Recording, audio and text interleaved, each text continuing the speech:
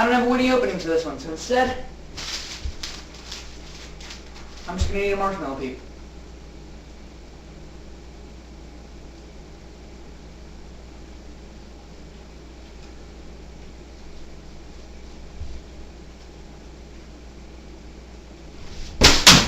Countdown start!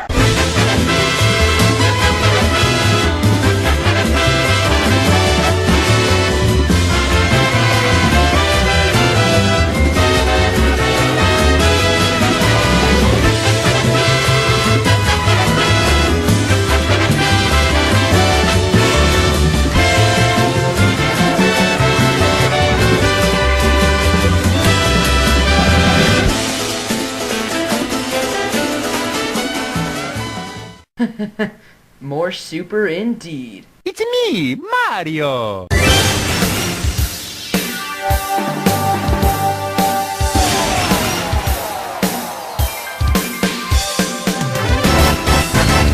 Hello ladies and latents, and welcome to yet another countdown, and quite simply the most ambitious topic I think I've ever taken on. If there are two franchises that I could play day in and day out for the rest of my life, they'd be Pokemon, of course, and Call of Duty. Okay, who wrote this? Derek, was it you? Yeah? Get back in your cage! No, not the cage! Anyways, if Shigeru Miyamoto is the god of game design, Mario is the atom. I guess that makes Link Eve, huh? Anyways, over the years he's become a worldwide phenomenon. In fact, most of my favorite games are from the franchise. Considering these games take up about a third of my entire collection, I decided I needed to make this one bigger than I usually do. So buckle up, because we're not just counting down 10, we're counting down my top 15 favorite Mario games. Because the Mario franchise is the perfect example of the phrase different strokes for different blokes, I can almost guarantee this list will be different than yours. This list might even sicken or disturb some of you, because some of the most popular games in the series, like Super Mario Galaxy 2, didn't even make the cut. Well, that might please one demented clown, but I think that's enough time to set this up. This might take a while, so take this time to grab a snack or bottle of pop or something, get comfy in your spinning machine of endless amusement, and let's get rolling. Let's go!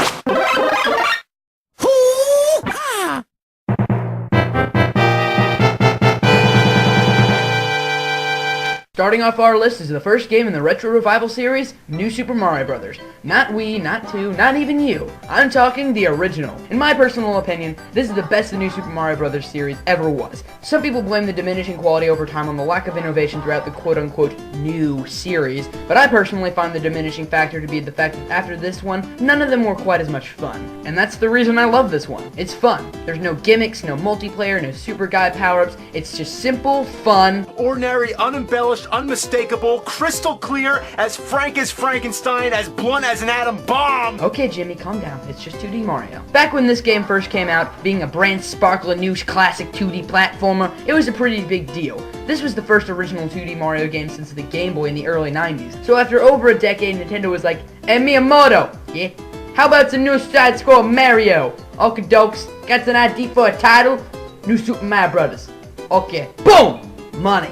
This was one of the best ideas that those nutty Nintendo devs came up with during the DS launch, starting the system with not just any Mario game, but with a brand new 2D platformer. Not only was it fresh, new, and brilliant, but they pulled out all the stops to make it work. The physics are just like Mario of yore. The running, jumping, it's all there. But to make this game feel new, they did something awesome. They mixed the mechanics of the 2D and 3D Mario games. The wall jump and the triple jump were both brought into the 2D Mario universe, and they both work wonders for the level design. Speaking of which, the stages in this game are all very well designed. They were not messing around with these. They wanted to implement the mixed mechanics and create something familiar yet fresh, and they did just that. And that meter on the bottom screen telling you how far from the end you are is very helpful. You could be like, oh man, I'm in a tight spot. There's meteors and bombs and death everywhere. I hope I'm close to the end.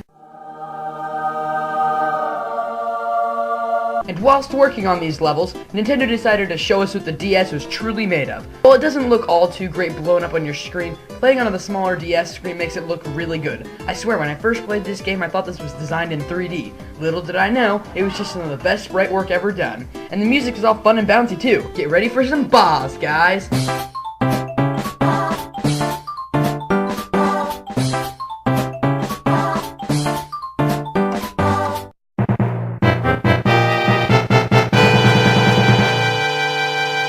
You know what? I'm not gonna build this up. Super Mario Galaxy.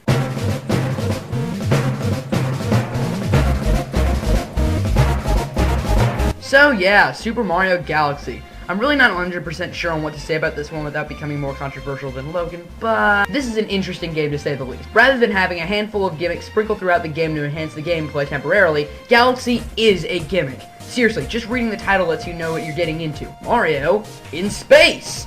Galaxy follows the basic 3D Mario format. Explore this hub world, go to a portal, get some shinies, bring them back, unlock new worlds, get their shinies, and then go kick Bowser's scaly behind. However, instead of having about 10 worlds with 10 shinies each, this time there are tons of worlds to explore, each only having a few missions. This allowed the designers to go all out and create one of the most versatile sets of stages the Mario series has ever seen. It's got the basic stuff, deserts, beaches, volcanoes, even a couple ice stages, but all of this is in space, giving the game a whole new set of rules. Because the game completely encompasses the space theme, the platforming, for the most part, has gravity physics. So instead of falling off a block and it being the end, you might just loop back around thanks to the center of gravity on the object. Other than the gravity, the gameplay is also changed by the spin attack, the magical Luma-powered 360-degree turn of pure loveliness. Some of the most crucial parts of the game all depend on your mastery of this technique, and most of the mechanics center around it. The spin attack is used for pretty much everything. Combat, puzzles, a little extra boost in the air, swimming, and saving your life. One thing a lot of people rave about is the presentation.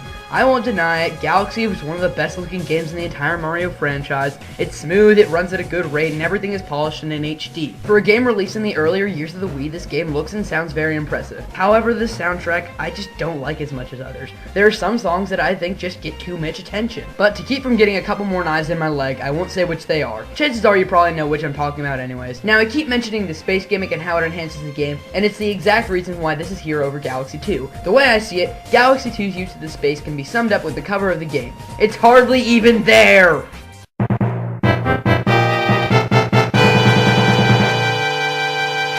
Coming in at number 13, we have the first and only game from the collection of Mario sports spin-offs. And no, I do not count the Mario Karts as sport titles, so Mario Power Tennis. Oh, goodness gracious, this game. This is one of my more interesting favorites in the Mario series. It's a relatively well-received game, but not particularly popular. And I mean, come on, why would it be? It's tennis.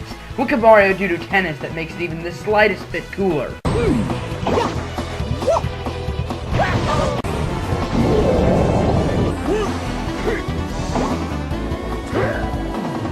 And that's pretty much why I love this game in a nutshell. It doesn't seem like anything particularly special, but when you get right to it, this game delivers. The gameplay is the basic stuff you'd expect. After all, the rules of sports don't alter much throughout any of the Mario sports titles. In this particular game, you serve, find a way to make your opponent slip to get points, work through deuces to get advantages, game, set, match. It's tennis! But as per usual, Mario manages to take this game and make it more than just a digital tennis game. There are several modes, mini-games, gimmicks, and other miscellaneous crap to make this a wild experience. There's a lot of stuff to cover in this game, most of which I never even bothered to try out, so I'll just skim over most of it. There's the basic exhibition and tourney mode, yes, but there are different options to choose from to change up the game a bit. Gimmick courts provide obstacles within the court itself, or increase chances of certain events. Item battles are matches to take advantage of concepts from Mario Kart like shells, bananas, and lightning bolts. There are also the special game modes, but I hardly ever touch those, so they can just sit in the corner while I talk about the best feature in this game. By far the most noticeable and the most famous feature is the power shot. Every character has an offensive and defensive power shot up their sleeves. Some are freaking sweet, like the Boo Blast or the Poltergeist Return, and others are not quite as cool. Daisy. A quick thing I'd also like to note is that there are a handful of classes that make up the character roster. These are all-around, speedy, power, defense, technique, and my personal favorite, tricky. I love using the tricky characters, specifically Boo, because their curveball power makes playing as one incredibly fun and playing against one really hard. The visuals in this game are very well done. It's flashing and exciting, what you'd expect from a sports game in the Mario series. The one area where this game falls absolutely flat is the music. I know it's tennis, so not much of the music should stand out, but that still doesn't change the fact that this soundtrack doesn't do much for me. It's not bad by any sense of the word, it's just nothing I'd want to listen to while not playing the game. Except for the main theme, that one's pretty good. To finish up, Mario Power Tennis is a gem in the collection of Mario sports titles. It's yet another one of those nostalgic games I rented when I was little, and thanks to the Nintendo Select Edition, I can once more play this game with a modern spin.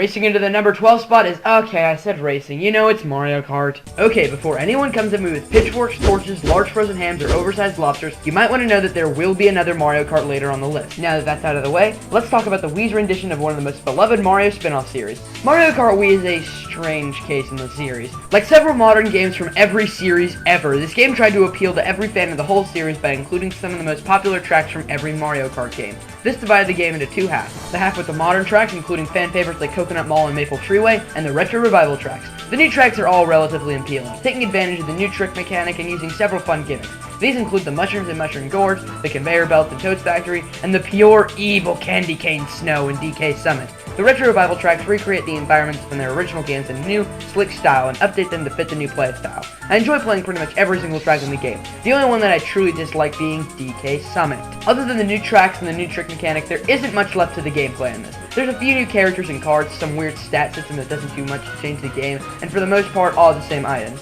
Despite the lack of ingenuity implemented into it, this game does impress me heavily with the presentation. If we're talking visuals, well, there are a lot of things I could use to describe the way this game looks, but instead just look at this little bit from Rainbow Road.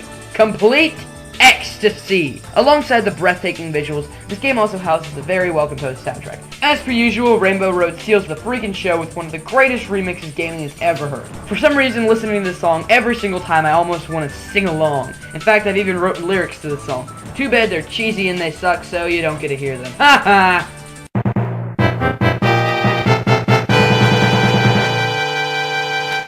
Coming in at number 11 to finish off part 1, here comes the reigning champ of top 15 Super Nintendo games, Super Mario World. Despite the fact that you're only at number 11, you mean so much more to me. This game was one of the very first games to entrance me and hook me to my console for hours on end. Looking back, I put more effort into this game back then than I do pretty much any game nowadays. The gameplay is Mario at its finest. Jumping from thing to thing, running from point A to point B, burning things to death with fireballs, the usual stuff's all there. But this game added so much more to the formula. First, it gave Mario a brand new move, the spin jump. This allows Mario to drill into breakable blocks, instantly kill some enemies, and bounce on some spiked enemies. This game also brought in those chain link fences in the castles, which by the way should be used way more often in this series. There aren't many new mechanics introduced in this game, but there are still plenty of new features abound. These include the cape, which still remains one of Mario's most iconic power-ups, the P-balloon that inflates Mario for a short time. I would like to know what P stands for before I die, by the way. Branching paths to the alternate exits, ghost houses filled with several unique booths and other surreal things that warp the gameplay, and of course, who could forget this game's most important addition, Yoshi. Yoshi is one of the most popular characters in the whole franchise, and him joining the fray here was one of the most monumental moments in the whole series. I can imagine kids in the 90s probably reacted someone like this. A new Mario game? With a dinosaur on it? This is gonna be the best thing ever! And it pretty much was. Yoshi is without a doubt this game's defining feature. Not only does he give Mario a whole new set of abilities, but he has his own power-ups. He can spew fire, ground pound, and sprout wings depending on what he eats. He also comes in several forms that do those things naturally. While not being the absolute visual beast of the series, this game's wacky art design and use of the new graphical capabilities of the Super Nintendo are more than pleasing to the eye. And hey, even without that, it has some of the best music in the earlier Mario games. Despite that, the huge amount of fun I have every time I turn on this game makes the presentation seem like a moot point. It's like if you give a 5-year-old kid a year-old tricycle. There's a little rust on the spokes of the wheels, but does your son care? Nah, he's having way too much fun riding on his brand new tricycle. Super Mario World has always held a special place in my heart. It may not be particularly high on this list, but it will always be something special to me.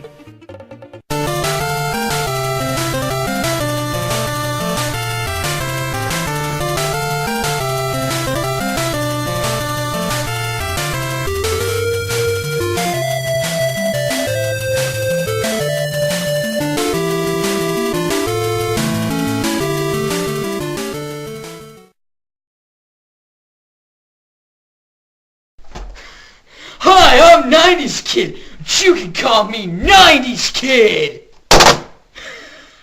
Let's go! Hoo-ha!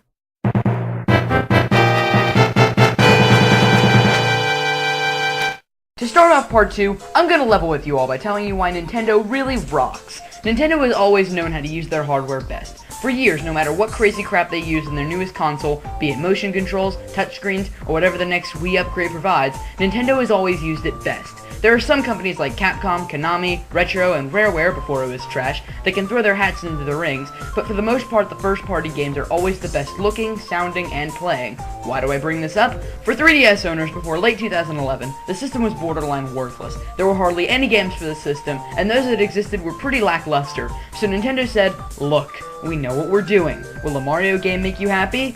Well, it did.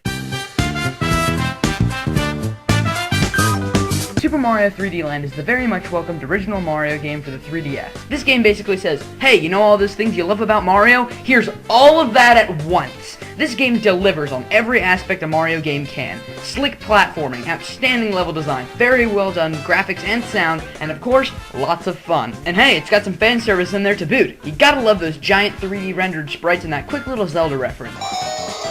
I love that. Mario's main source of popularity has always been the gameplay, and this game is one of the most solid the series has ever seen. The gameplay is basic Mario gold. Jump from thing to thing, reach the goal, rinse and repeat. However, this game follows a unique recipe to make a very different platformer. Take the level design of Super Mario Bros. 3, the controls of Super Mario 64, and the presentation of Super Mario Galaxy. Put it all in a bowl and mix, And you're done. but in all seriousness, combining the 2D level design and the 3D gameplay to make a linear Mario platformer is absolutely brilliant. There isn't much else to say except for that. When Nintendo first started teasing for this game, I was really skeptical on how this would work. It just seemed a little bit too strange. But my skepticism was put to rest when I threw my first Fireball. Fireballs in this 3D engine work way better than I ever thought they could. And if they can make bouncing balls of firework like they do here, you bet your golly goshing butt that the rest of the game does too. Golly goshing butt, what? Presentation in this game is half and half. On the one side, you have the visuals, which are remarkably done. The game looks just as good as Super Mario Galaxy on a handheld.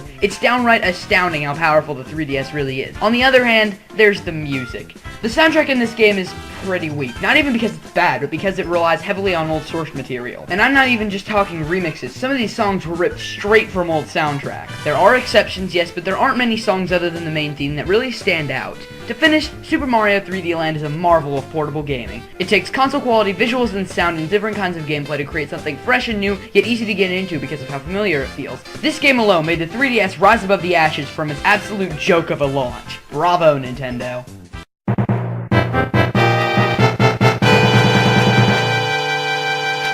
Oh, we're at this game now. Super Mario Bros. 3 is quite the game, to say the least. Most people say this is a very, very well-made game, and I can agree with that. However, talking about this game with any negative connotation puts a target on your back, so I'm gonna make sure I don't say anything I might regret. The gameplay is solid and smooth. All you do is run from left to right, jumping over obstacles in that good old Mario style. Just take everything you love from Super Mario Bros. And escalate it. The levels are well crafted, with attention to detail abound. Each level is a perfect balance of linearity and exploration. There are loads of secrets throughout, and once you find just one, you'll never play the game the same way again. The levels are all your basic stuff. Grasslands, deserts, oceans, snowy fields, the sky, and giant world. I got nothing. But in all seriousness, this game has loads of variety. Something I found kind of funny in this game is the abundance of waffle patterning. I mean, there's waffle dirt and nuclear waffles. I mean, they're freaking fireballs in the shape of waffles, unofficially named to be called nuclear waffles. It's like they were short on food in the break room and just had a waffle iron and some batter. Now to go over some of the more famous features from this game. There's the buckets of new power-ups. The Raccoon Tail, Tanuki Suit, Frog Suit, and Hammer Brothers Suit are fan favorites, and I have to say I love them all too. There are also the Toad Houses where you can illegally gamble without any risk, and something brand new to the series, an overworld map. This overworld is such a great addition. All the branching paths and methods of speedrunning, just so cool. Presentation is very solid, especially for the NES. However, I grew up with, and still play to this day, the Super Nintendo version. With the added power of the Super Nintendo, the sprites are more detailed than ever, and some of this looks better than Capcom could do at the time. The music is also all great, with some of the most iconic tunes from the whole series coming from just this one game. However, I don't really care for the NES version of the soundtrack. Yes, the tunes are iconic and they were remixed very well in the All-Stars version, but I really don't like the very bleep bloopy sound of some of the music from the NES version. Lastly, I'd like to make note of what this game really means to me. I've owned a copy of this game since I was 6, and it still entertains me today. I went back to play it recently, and this game's gameplay and music made my heart soar. Believe it or not, I actually started to choke up at some points, especially that underwater theme, just so beautiful. While this game is popular to the point of being somewhat overpraised, I can't deny that I love this game dearly. Nostalgia at its freaking finest. Speaking of nostalgia...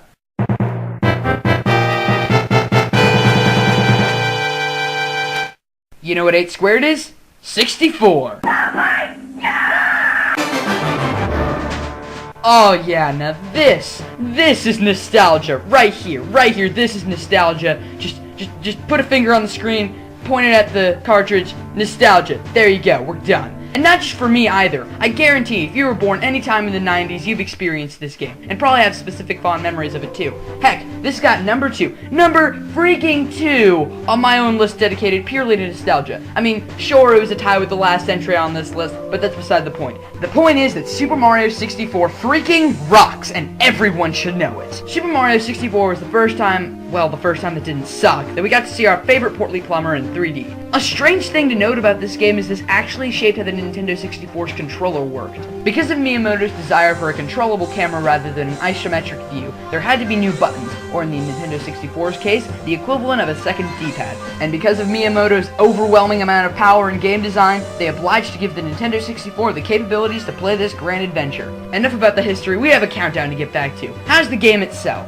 Well, freaking awesome! Super Mario 64 is pure 3D platforming bliss. There's no way around it. You can play through this entire game, and if you don't smile at least once, you're inhuman. Mario is given loads of new abilities in this 3D adventure. These include some of his most iconic abilities like the wall kick, or one of my personal favorites, the ground pound. They also souped him up with several new power-ups like the metal cap, Koopa surfing, and the almighty wing cap. The level design is good, great, awesome, outstanding, amazing. I don't know, I'm really at a loss for words here. I could say it's immaculate, but I can't do it justice. There's only one way I can do it justice, and that's by describing this game's crowning achievement. The water levels are good. The one thing that comes to mind is always Jolly Roger Bay. A brilliantly crafted level, not in design and play, but in aesthetics. They really could have gone out and made a stupid, gimmicky pirate level, but instead they focused more on the beauty of water. It's such a mystifying level, I just can't put it into words how it makes me feel. There are several other standouts in this game, like Cool Cool Mountain, Bob-omb Battlefield, and one that I particularly like, Lethal Lava Land. It's a strange level, but I kinda like it. There's also the Bowser stages, or immaculate level design incarnate. These Bowser stages are by far the best in the game, and as a whole are some of my favorite levels in the whole franchise. They play like 2D stages of old, translated into a marvelous 3D perspective. They use the physics of the engine to create challenges to put your platforming to the test, and they are super fun. While talking presentation, there isn't much left to be said, especially when regarding the music. I could go on about Bob-omb Battlefield and Dire Dire Docks, but it's unnecessary. You know the tunes, I shouldn't have to drive them further into your skull. What I will say is that this is a soundtrack that no matter how down I get, it'll always make me feel warm and fuzzy inside, which is the biggest reason that I love this game. If you couldn't tell from that stupid introduction to this segment 2 minutes ago, this game is nostalgia encased in plastic for me. I love it dearly, not just as a game, but as a memory. Every time I boot it up, every time I see Mario's crumbly rendered 3D head, every time I hear that file select theme, I get a rush of joy that is nigh impossible to put into words. From taking flight with the wing cap to listening to the calming Dire Dire Docks, this game softens my heart, and more than likely, it does yours too. I better wrap this entry up. Super Mario 64 is a very self-explanatory game. Most people know it as the first 3D Mario game, and as the one to both introduce and perfect the formula. However, I believe there is at least one better 3D Mario game. Psst! That's foreshadowing!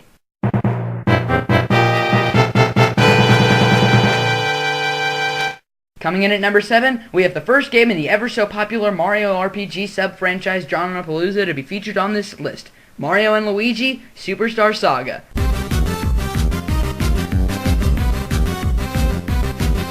Superstar Saga is the first game in the Mario & Luigi branch of the RPGs. It took the formula laid out by Paper Mario and compacted it into this light little adventure for the Game Boy Advance. For starters, it's still a platform puzzle-solving RPG, but it throws the formula for a loop by putting in more emphasis on the overworld without diminishing the quality of combat. In the overworld, Mario and Luigi use the multitude of abilities they gain throughout the adventure to traverse the land of the Bean Bean Kingdom. These include their well-known hammer and jumping techniques, but add in new techniques that can only be capable via bro power. Mario and Luigi have to be really forgiving to still be able to like one another after all those hammers to the head. Either that or their brains have been scrambled. I don't know. The Bean Bean Kingdom itself is also quite the world, and a personal favorite of mine. There are some areas that bug me like Hoo Hoo University and Tee Valley for being particularly irritating, especially that escort mission in Tee Valley. But for every annoying area, there's a whole different area that entertains me, fully making up for it. One that stands out in my mind is the Chucklahuck Woods, albeit mostly for the story arc that encompasses the area. Oh yeah, and there's a story in this game that I'm devilishly neglecting. Well, to sum it up, it's a pretty basic Mario plot, but with a couple twists. For For one, Peach is kidnapped by the evil figure Cackletta. Cackletta is stealing Peach for her voice, of all things. She wants to exploit Peach's pure voice to awaken the Beanstar so that she can rule the land. Yeah, basic world domination, insert stock joke about Bison here, the norm for most villains. The half of the gameplay that you aren't spending derping around in the overworld, the combat, is what really sets this game apart for me. In terms of combat, this is my favorite of the Mario and Luigi trilogy, soon to be a quadrilogy, or whatever you'd call that. No attack items, no having to buy your special attacks, just the brothers jumping, smacking, and doing all kinds of ridiculous things. What makes me love the combat most is the brother attacks. These special attacks range from the easy to pull off to the attacks that I still don't understand, and the advanced techniques make them even better. I feel this was the first Mario RPG to get the humor down 100%. The Mario Brothers variation of sprites mixed with all the fantastic writing makes for something really special. Right from the start, this game's off the wall. I mean, it starts with Mario dragging Luigi to the castle by a laundry cable. I don't understand it either, but golly gosh, it's funny. And that's without mentioning Fawful, who I don't need to explain. I mean, you've got Fawful's Minion, you've got Josh Scorcher's top 15 most insane characters, you've got my top 10 nostalgic games explaining it. You don't need to hear any more about Fawful. The visuals in this game are GBA sprite work at its finest. Remember Mother 3, how every sprite was well detailed and each animation has loads of attention put into it? Yeah, it's pretty much the same thing here. My favorite example is definitely Luigi's little dancing animation. I found this animation hilarious from day one. Every time I see it, it puts a little smile on my face. The music in this game is strange. I've never heard any soundtrack quite like this one. It's a strange and unique soundtrack mainly because it doesn't have any true instrumentation. It's all synthetic something. Maybe I'm just stupid, but I really don't hear an audible instrument in this. My favorite track in this game has to be Popple and Rookie's battle theme. You're listening to it now, and it's freaking amazing. I like the regular boss battle theme a lot as well, but there's something charming about Popple and Rookie's theme that makes me love it. And that's the main reason I love this game at the level I do. It's got an unmatched charm compared to most of the other Mario RPGs. Just writing about some of this stuff in this game, like the coffee shop or that pipe you walk up Emperor's New Groove style, puts a smile on my face. To finish, Mario & Luigi Superstar Saga is a gem among my collection of GBA games. There's something strangely charming about it all, not to mention my nostalgia. But hey, I already talked about that in an entire list about nostalgia. For a while, this probably would have been higher. However, over the years, other Mario RPGs have taken its crown. Speaking of the other RPGs...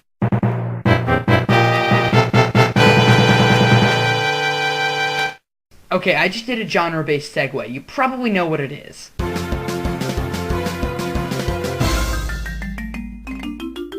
Remember top 6 Mario RPGs? You know, the list that sucked? Well, to be honest, I regret the order of it a lot. Specifically when it got to the top 3. At the time, I wanted this at number 1 because I've considered it to be perfect. But to be honest, I don't think it takes my personal number 1 spot anymore. Okay, for a fanboy or two bust down my door at searing range, I should probably explain what I dislike about this game. Oh wait, there's like nothing. This game covers up most of my problems with the entertainment similar to Mega Man X4. The only problem I have with this game that can be directly tied to gameplay is the polling-knocking mini-game. It controls really floaty. The only other problems I have with this game are left to nitpicks like, ew, the Dark Star is cliche, or Bowser can't fly.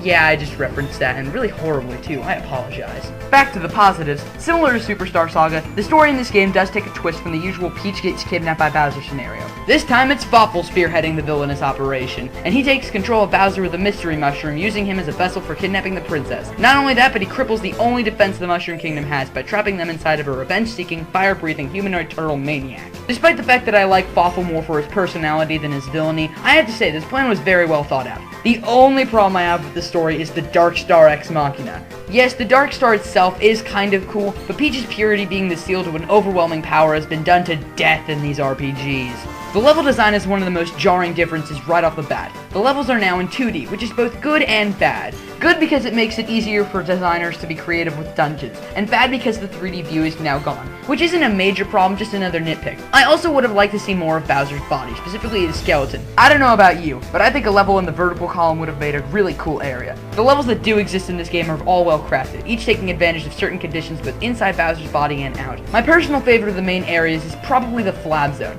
not because playing the area is particularly fun, but because the idea of crawling around in a pocket of fat in Bowser's body. I don't know, that just seems kind of funny. While talking about the Flab Zone, I'm right into the bosses, considering the boss of that area was one of my favorites of the game. There are some fun ones like the Alpha Cretin and the M and L memory units, but what takes the cake are the giant battles. The giant battles are entirely DS control oriented. You slide the silence, the punch, breathe fire through the mic, and to partake in these battles you have to tilt the system. I also want to bring up the stimulant minigames. These are minigames sprinkled throughout the game that are activated by outside factors, such as pulling a rope or smelling a flower. These are used for several attacks throughout the game, like running faster, becoming stronger, or using hyper-adrenaline rushes. There isn't much in this game you haven't done before when it comes to the moves, both in and out of combat. However, it isn't just copy-paste. The writing in this game is infinitely funnier than Superstar Saga. Bowser's got a quirky attitude, Luigi is ridiculous as ever, the Mario Brothers speak in pasta, oh yeah, and Falfa's in this game. Self-explanatory. The presentation is also self-explanatory. I doubt there's a single person here that hasn't heard of the legendary Dark Star core theme. And the sprite work in this game, as shown by the master of sprite work Falfa's minion, is, quote, some of the best around. Or in town. Forget it, it's a made-up quote anyways. Similar to the other Mario and Luigi games, the sprites are incredibly well detailed and the animations are smooth and fluid. And hey, there's some 3D animated bits in there as well. You know, I've talked a little bit on and off about this game's actual quality as an entire entry, and I can see Logan giving me this stink eye from across the darned country as I'm writing this next paragraph. The one thing I cannot argue against in this game is how much fun it is to play. Yes, there are some things that on paper may not be the best idea, but the way everything is used meshes together to become an expertly crafted gem for the ages. It's like a giant clock. However, it didn't quite scrape into the top 5. Let's go!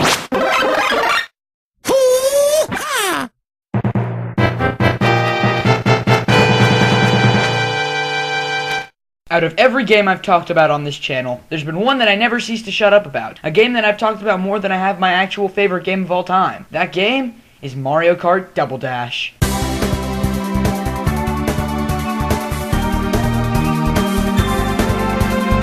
This is probably a surprise for some people. Yes, I've talked about this game a ton, so you expected it to at least be on the list, but I doubt most of you expected it to get into the top 5. On risk of sounding like a broken record, I freaking love Double Dash. I know there are some people who don't care for this game, but I can't help but love everything about this game. So let's delve a little deeper. Mario Kart Double Dash is a strange title in the Mario Kart series. Every single game in the series does something that makes up the formula, but I feel this one had the best unique mechanics. The most prominent of these is the idea of tag team racing. This makes Mario Kart a crazy hectic series of games, even more crazy and hectic. Not only is there the usual crap like bananas and shells flying everywhere, but there are now up to 16 characters and different tag teams on the track at one time. The character roster brings several unique attributes to the game. Each character has a kart, weight class, and a special item to make them stand apart. The weight classes in your tag team determine what kind of kart you drive. Light karts tend to be pretty weak on speed, but can pick up their speed much easier than others, despite being knocked around easily. Medium karts are very well rounded. They have decent speed and acceleration and can usually hold their own in clashes. The heavy karts have always been my least favorites. They may be fast, but they take forever to hit top speeds, are tough to get over gaps, turn very sloppily, and the karts just don't look very appealing anyways. I know that's a moot point, but they just don't.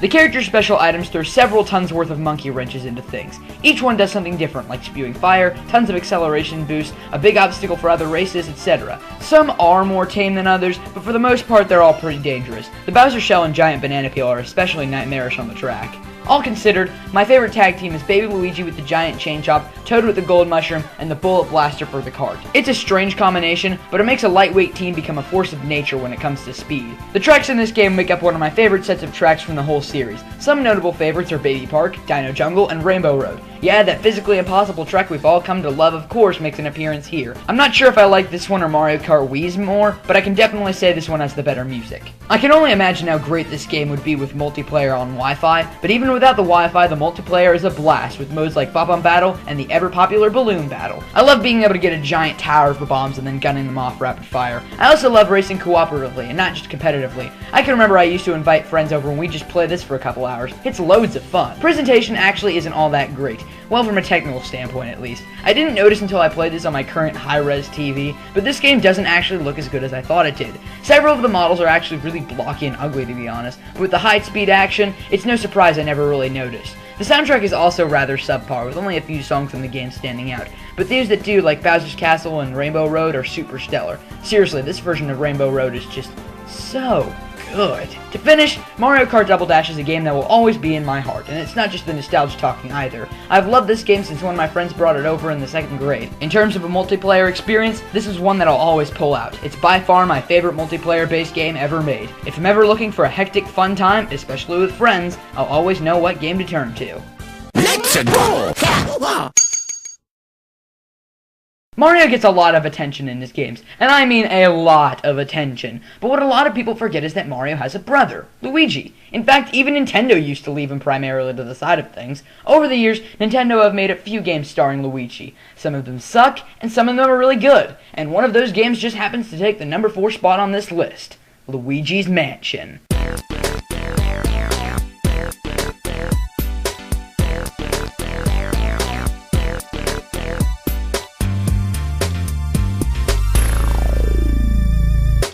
I can hear the haters of this game saying it now. This game is awful! Why was this game ever made? It should have been a platformer. You're an awful countdown maker and should have negative 79,854 subscribers. Alright, well in this segment I'm going to do a rebuttal to every single one of those points. Minus the subscriber one, that was just trolling. First off, this game is not awful. Far from it, actually. Especially on a technical level. This game is very well made, especially considering it's a launch title. This is especially present in the visuals. The designers actually took the time to program all sorts of particle effects. The most impressive of these is definitely the dust all around the mansion. Sure, when you think about dust really is, it's kind of disgusting, but it looks really impressive. To answer that second point, why was this game made? Well, think about it. Until this game out, Luigi was pushed to the sidelines. He was never the star. He was more of an alternate player, a sidekick. Some people even hated him. Then this came out. Because the game would star Luigi, they decided to make this game way different.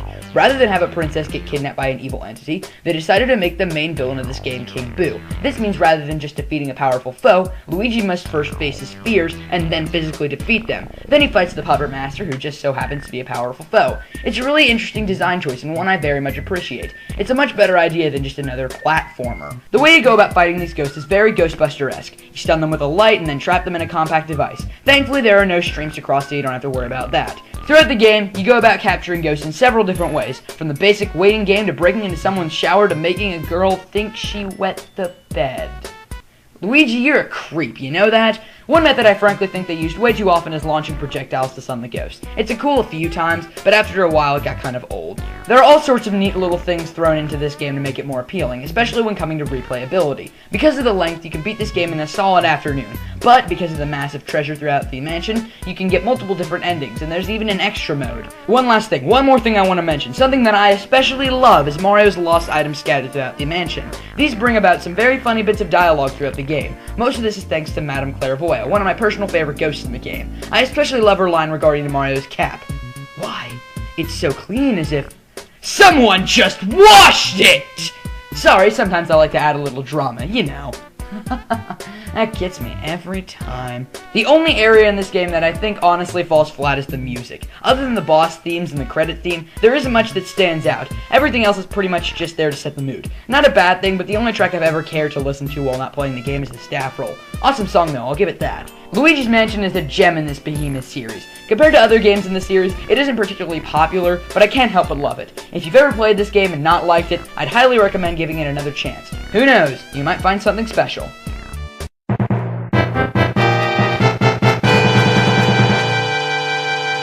Finally, at number 3, we come to my absolute favorite 2D platformer among the entire franchise. I know what it is, you know what it is, that guy in the corner knows what it is, so let's get to it. Number 3 is Yoshi's Island.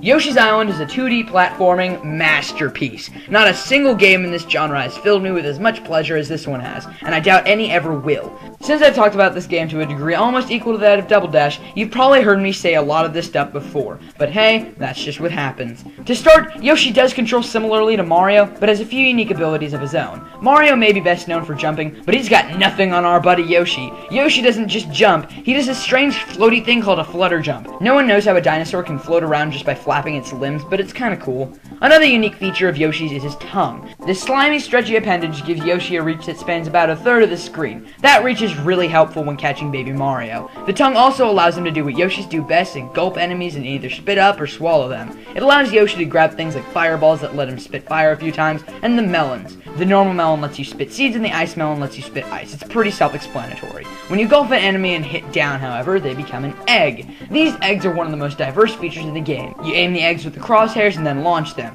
This feature alone can be set up for use by casual casual players and crazy speedrunners alike. Seriously, some of the speedruns of this game are just ludicrous. They have all sorts of unique mechanics, such as bouncing off walls or skipping across water. Those are the main mechanics you'll be seeing throughout most levels, but there are several other unique mechanics that you don't see very often, so I'll go over some of my favorites. In a couple of levels throughout the game, you'll see these giant freaking Shy Guys that you can turn into giant screen-clearing eggs. I don't know what it is, but doing that is just so satisfying. There are also these derpy penguin things you find in a few levels. They can substitute for eggs and actually boomerang back to you. Again, I don't know what it is, they're just a fun little feature.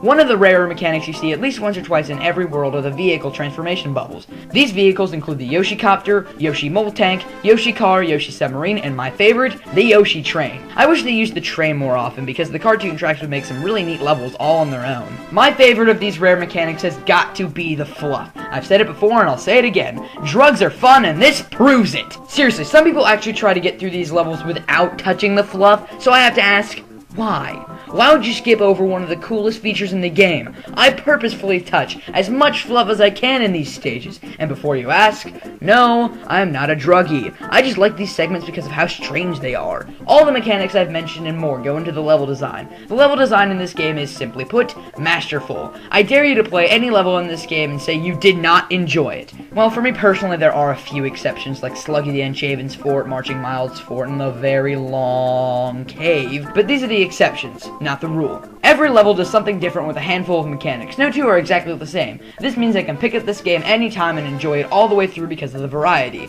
The presentation is one area I think this game really excels at.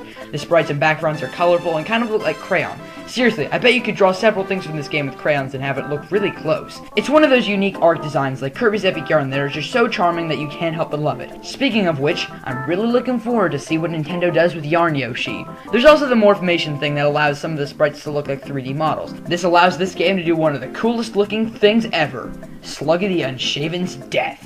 Oh yeah, eat that, Genesis! The music in this game is also very well done. From the bouncy happy feel of the flower gardens, to the rocking beat of the swamp theme, from the beauty of the underground to the intimidation of the castle, and of course, the epic final battle theme that really shows what the Super Nintendo can do. I downright freaking love this soundtrack. I could listen to all of this stuff for hours, I'm telling you. Lastly, the one thing that to this day I've never quite found a match for is the collection of boss battles. Not a single game has ever had such a solid collection of battles. There have been some good ones, but nothing quite like this. In fact, these battles are so good that I made my first countdown about them. You know what? Rather than go too far in depth about them, go watch that video. It hasn't gone anywhere, so go ahead and watch it. I'll just stay here kicking myself for all of the mistakes I made in that list.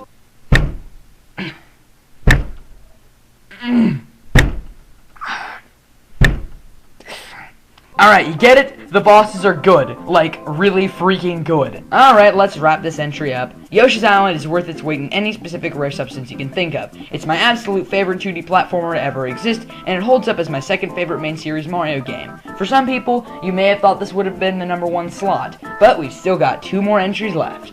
Let's hit it.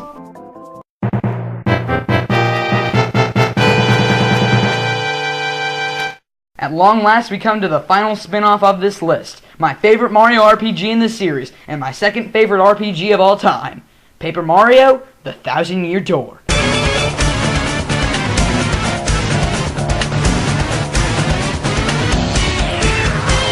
Oh my goodness gracious, golly gosh, and gravy gargling gosh, this game's amazing! You know it? I know it. Everyone knows of this game's greatness. But there's the problem. Where do I start? There's so much to talk about in this game that it's already making my head spin. So since this is the last game on the list to be heavy in this area, how about the story? The story of Thousand-Year Door is very different to say the least. This is your usual Peach gets kidnapped by someone, and as per usual with the RPGs, she's a key to an ultimate power. But as per usual, there's more to it. This time, the kidnappers and the overall villains of the game are the alien race known as the X-Nauts, whose leader Grotus hopes to use the crystal stars to open a door to lead to a treasure. But it's not just any treasure. This is a millennia-old demon that destroyed an ancient civilization.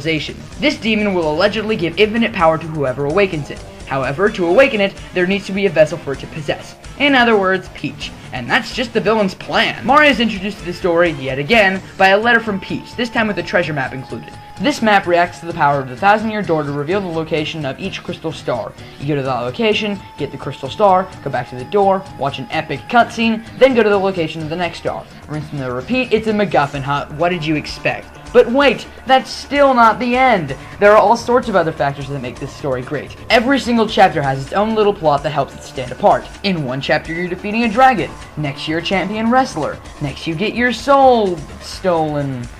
Yeah, needless to say, this is one of the darker Mario games. Even for one of the RPGs, there are a lot of things in this game that are just disturbing or generally weird. But hey, that's just one more thing that gives this game a massive amount of charm. Enough story business. No game wins my heart without at least playing well, and let me tell you, this game plays like a dream, both in and out of combat. The overworld itself is where a lot of action takes place. Like the first installment, you're given a handful of partners throughout the game, each with different abilities to help you traverse the land. These range from hiding in the shadows to blowing things up to just blowing. There are also these black chests scattered throughout the world that curse you. These curses are actually new abilities that take advantage of the paper gimmick. Come on, let me see the hands. How many of you love the airplane? How about the tube? Or how about just the paper boat? How about the paper boat? Come on, let me see the hands. Yeah, I see some hands out there. Alright, let's keep going. There are also these enormous chests containing upgrades to your jump and your hammer. Nearly every chapter you get a partner and either a curse or an upgrade. These partners and power-ups are used throughout the game to solve puzzles and discover secrets. In fact, I don't think there's a single chapter in the game where you don't use multiple partners in one way or another. And in the last chapter in the game, you'll be using every single one at least once. In case anyone actually cares, my favorite partner has got to be good old Bobbery. This washed-up Sailor Bomb is an interesting character and a funny one at that once he gets over his depression fit. He's also one of the best in combat, having some of the strongest attacks in the game and having the highest HP of any partner. This makes him an absolute monster in combat. Speaking of the combat, it's very well fleshed out and comes bursting through the door Kill Bill style, packing some new features. Not only do the partners now have their own HP bar, but you also have a stage set and the stylish maneuvers. The partners having HP is nice because now you aren't left out in the open for a turn or two if they get hit. And hey, if you're worried about a certain attack, you can just swap places with the partner and have them take the hit for you. The special gauge provides a new attack and new point for the meter every time you visit the 1,000-year door. For the most part, they're all fun to use and all turn the tide of battle to an extreme extent. These attacks include the devastating Earth Tremor, to the unique art attack, to the painful Supernova. Why do you hate me, 1,000-year door? The stage gimmick is a very odd idea, but it works to an extent. There are some things like falling set pieces that can get annoying, but things like the audience and the occasional stage interactive bosses make it a really fun gimmick. I mean, how funny is it to see Magnus Von Grapple 2.0 vacuum up the audience and then launch it at you? Seriously, that gets me laughing every time. In terms of presentation, this is bar none the most impressive of the RPGs, and it should be, as it came out on the most powerful of the systems that the RPGs came out on.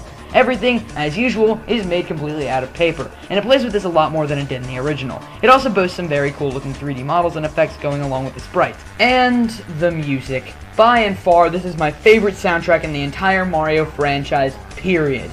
Every piece is enjoyable in its own way from the overworld to battles, and it's also one of the largest soundtracks in the series.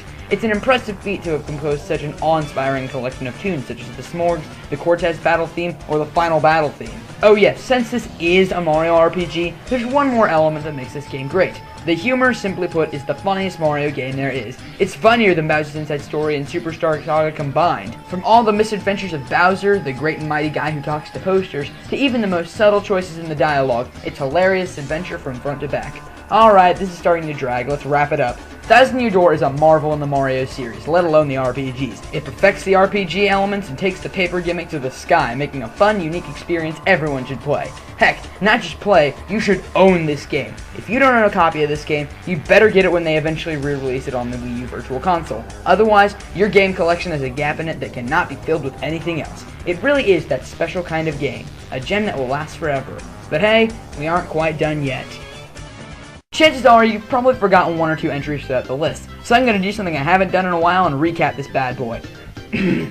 Sorry, I haven't done this in a while. Alright. Oh god, my voice! How did I ever do that? Number 15, New Super Mario Bros. Number 14, Super Mario Galaxy. Number 13, Mario Power Tennis. Number 12, Mario Kart Wii. Number 11, Super Mario World. Number 10, Super Mario 3D Land. Number 9, Super Mario Bros. 3. Number 8, Super Mario 64. Number 7, Mario & Luigi Superstar Saga. Number 6, Mario & Luigi Bowser's Inside Story. Number 5, Mario Kart Double Dash. Number 4, Luigi's Mansion. Number 3, Yoshi's Island. And number 2, Paper Mario, the 1,000-Year Door.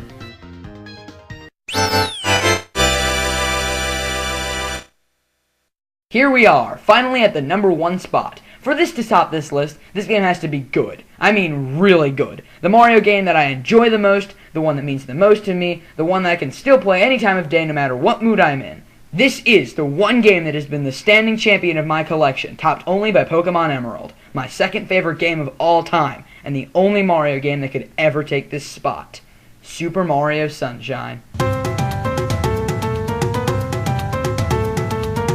I'm not sure how many of you saw this coming, but for those of you who didn't, let me put this as bluntly as possible. This game, in my opinion, is Miyamoto's magnum opus. I have never before or since played a game that is anything quite like it. Gameplay is incredibly unique from the rest of the series. One of the main reasons for this is that the physics engine is designed very differently. Mario is much more agile in this game. There are several different moves that aren't included in other games. The backflip and wall kick are much easier to work with, and he just moves around faster. It makes the core platforming a lot of fun, and there are a lot of stages throughout the game that truly test how good you are with it. In Super Mario Sunshine, Peach is kidnapped by Shadow Mario, who is later revealed to be Bowser Jr. Bowser Jr. has been polluting Isle Delfino and framing you for it all, so now you're tasked with cleaning it up. There's also the task of retrieving the Shine Sprites to bring light back to the island, despite the fact that the light of day is visible everywhere except the hub world, so I don't see how this is a big deal, but hey, Nintendo logic always wins. How about that unique mechanic that everyone remembers this game for? The Flash Liquidizer Ultra Dowsing Device, Flood.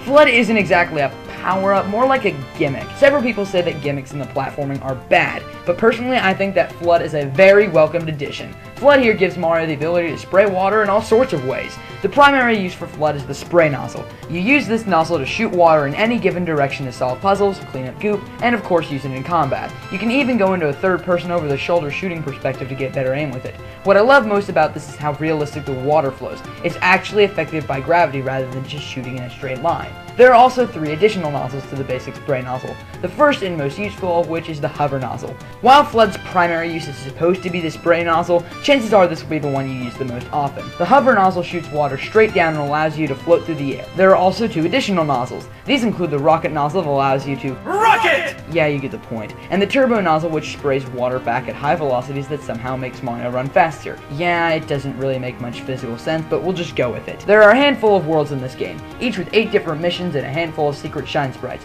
The hub world also has several shines throughout it. In total, there are 96 obtainable shine sprites, not including those you get from the blue coins. No, I don't go after the blue coins, thank you very much. I have one 100% save file in this game and that's good enough for me. With all this going into it, loads of collectibles and several different mechanics, you'd expect the level design to be good, right? Well, it is. The worlds are actually very different from others in the series. Yes, it still has a basic grassland level, but other than that, everything else is unique. There's a harbor level. Yay! Factory levels! Dang it, Francis, get in the cage! Other than the, harbor level, there's the theme park level, an ancient ruins level, and even a level inside of a hotel. Needless to say, it's a strange game. I can't really pick one level to call my favorite. I love every single one. There are several recurring mission types throughout the game. There are races with Il Piantissimo, which hilariously translates to the slow one. There are also Shadow Mario chases and several red coin missions. Seriously, there's like 24 or so of these throughout the game. You think that's enough red coin missions, Nintendo? However, there is one mission type I love above all the rest, the secret levels. Yes, they are kind of difficult, but these things are strangely fun.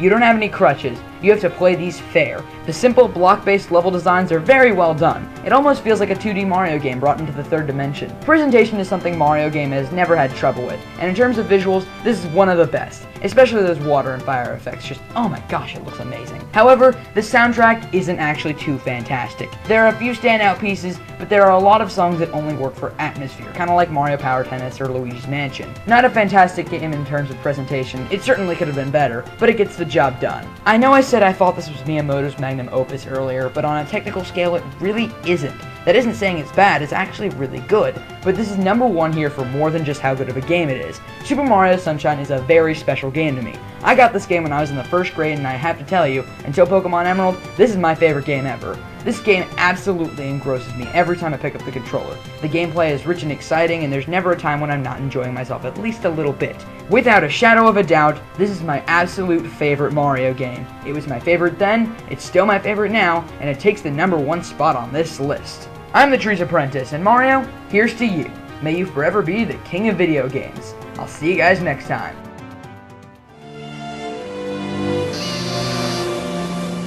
The vacation starts now.